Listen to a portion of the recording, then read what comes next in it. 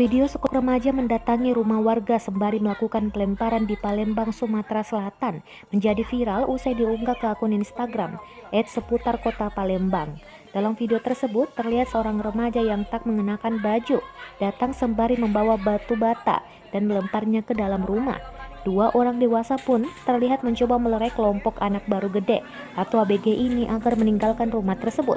Namun bukannya takut, para ABG ini malah berdatangan dan melempar rumah itu dengan batu dan kayu. Bahkan, para ABG itu menutupi wajah mereka dengan menggunakan sarung dan baju agar tak terekam video. Di slide pertama sebelum video, terdapat tangkapan layar chat yang diduga pengirim video. Pengirim itu menyebutkan jika peristiwa itu disebut-sebut berlangsung di kawasan rumah susun atau rusun. Rumah rusun sendiri berada di Jalan Radial, Kecamatan Bukit Kecil, Palembang, Sumatera Selatan.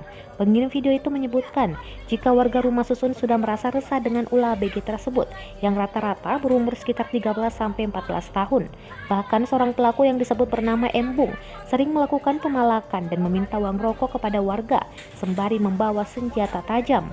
Jika tak diberi uang, ABG yang disebut bernama Embung itu akan melemparkan batu. Warganet yang melihat cuplikan video itu pun terlihat marah dan meminta agar pihak kepolisian turun tangan untuk mengambil tindakan.